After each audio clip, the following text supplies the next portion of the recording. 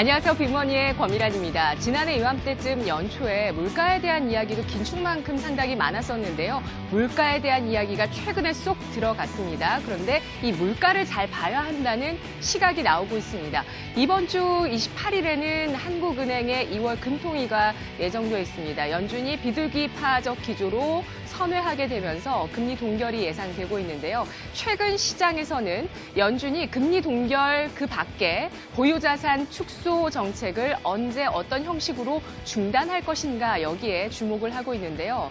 보다 좀 더 다양한 범위로 정책의 방향이 바뀔 가능성도 언급되고 있습니다. 올해 상반기 연준을 중심으로 보다 나은, 보다 새로운 그러한 통화 정책 수단에 대한 연구가 본물 쏟아지듯이 등장할 것이다 라는 의견이 나오고 있는데요. 이른바 양적 완화 2.0 시대를 이야기하고 있습니다.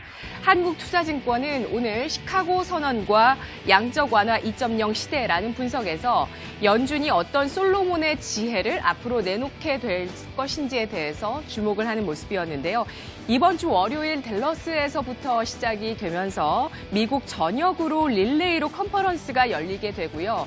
여기에서 내려진 잠정적인 결론을 바로 6월 4일부터 5일까지 열리게 되는 시카고 컨퍼런스에서 실시간 중계를 통해서 발표하게 될 텐데요. 한국투자증권은 현재 경기 회복에도 불구하고 주요 국가들의 물가 상승률이 대체로 2%대를 밑돌고 있는 상황인데 특히 지난해 하반기에 글로벌 통화량이 이렇게 보시다시피 파란색 선 가파르게 하락하고 있기 때문으로 분석을 하고 있습니다. 비정상적으로 빠르게 하락한 글로벌의 통화량, 이 유동성 증가율 하락으로 인해서 하반기부터는 다시 디플레이션에 대해서 이러한 환경이 돌아올 수 있겠다라는 가능성에 대해서도 시장에서 주목을 하고 있는 것이죠. 이것을 선제적으로 우려해서 현재 금리를 동결하겠다는 의지를 연준에서 보여주고 있는 겁니다. 지금 상황이 연준에게 던져주는 화두는 경기의 안정적인 회복과 경기 확장을 지속할 수 있을 것인가에 대한 의문이라고 하는데요. 파월 연준 의장도 작년 연말쯤에 최근의 실업률 하락이 임금 상승으로 물가 상승으로 나타나지 않는 것은 수수께끼 같다라고 이야기하기도 했습니다. 따라서 연준 입장에서는 물가 안정을 위해서 도입했었던 지금까지의 수단을 다시 한번 점검하는 시기가 올해 상반기가 될 것이고 보다 나은 정책 수단 도입에 대한 의지를 밝힌 것이다라고 판단을 하고 있는데요. 앞으로 도입될 정책 방향에 대해서 한국투자증권은 이렇게 두 가지로 이야기하고 있습니다. 인플레이션 목표치 변화 그리고 연준 자산 구성의 변화를 이야기하고 있습니다. 먼저 물가 목표치 보시겠는데요. 아시다시피 연준에서 글로벌 중앙은행에서 관리하고 있는 인플레이션 물가 상승률은 2%입니다.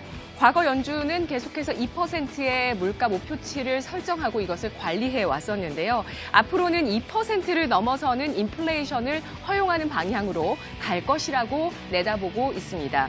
미국의 핵심 PEC 물가 앞에서 보시는 차트고요. 2013년 이후에 현재 까만색 선인 2%의 목표치에 잠시 도달했던 적이 딱 한 번 있었고요. 이후는 계속해서 아래쪽에서 움직이고 있는 모습이고요. 앞으로 5년에 대한 기대 인플레이션은 최근에 하락 추세를 보여주고 있습니다.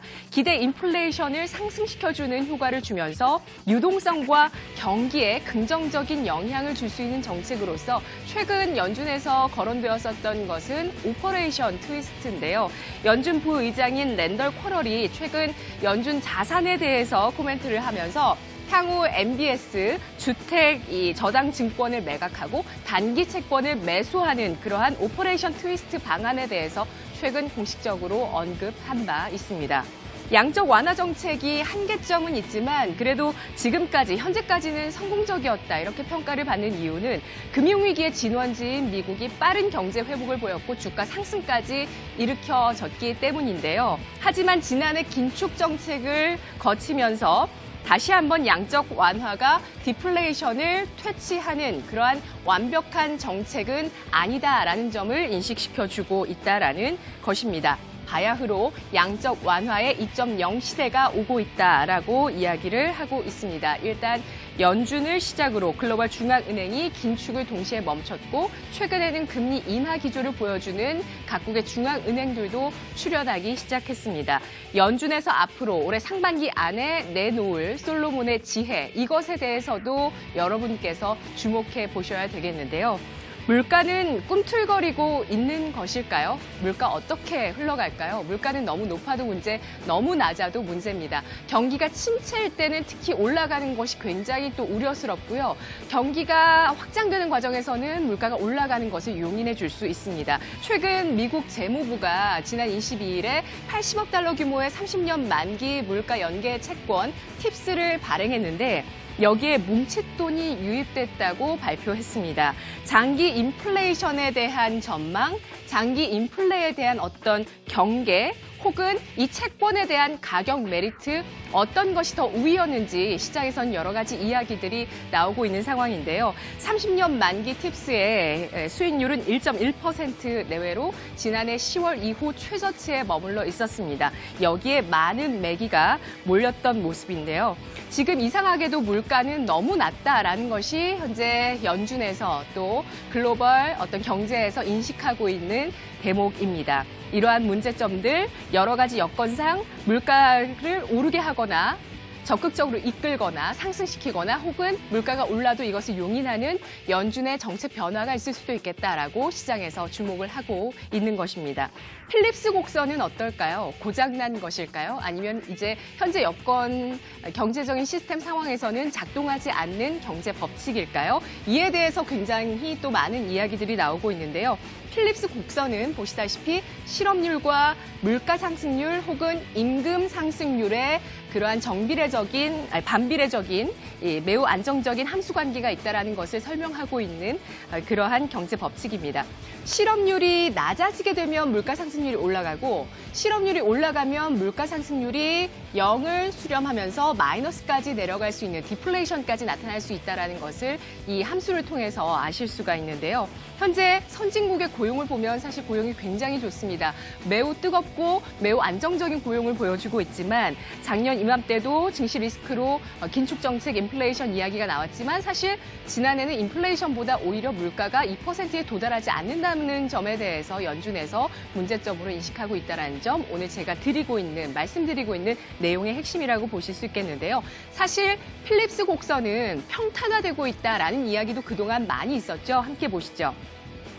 경기가 좋아져서 실업률이 낮아져도 인플레이션이 즉 임금 상승률이 더디게 진행된다라는 것인데요. 그러한 두 가지의 근거가 있습니다. 바로 아마존 효과, 두 번째로는 글로벌 가치 사슬입니다. 아마존 같은 전자 상거래가 전 세계적으로 활성화되면서 최저가를 검색해서 소비를 하게 됩니다. 따라서 물가의 상승률이 저지되는 그러한 요소, 전자 상거래의 발달에 있다라고 이야기하고 있고요. 글로벌 가치 사슬은 제품 설계나 생산, 유통, 원재료 조달 같은 여러 가지 다수 국가들에서 글로벌 분업 체계가 이루어지게 되면서 물가가 싼 지역에서 물건 생산이 이루어지고 여기에서 가격 하락이 일어난다는 것이죠. 원가를 줄일 수 있는 요인이 발생하게 된다는 것입니다.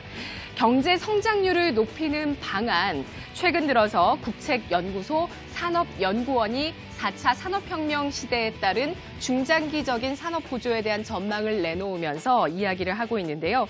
4차 산업혁명 대응 시나리오별 우리나라의 경제 성장률 전망치를 2016년에서 2025년까지 연평균 성장률로 봤을 때 4차 산업혁명에 제대로 대응한다면 2.85%의 경제 성장률을 보이겠지만 그렇지 못하다면 1.93%, 2%를 붕괴하는 저성장이 나타날 수 있다라고 경고를 하고 있습니다. 우리 경제의 설국열차, 꼬리칸을 피하기 위한 필사적인 대응, 4차 산업혁명에 대한 대응입니다.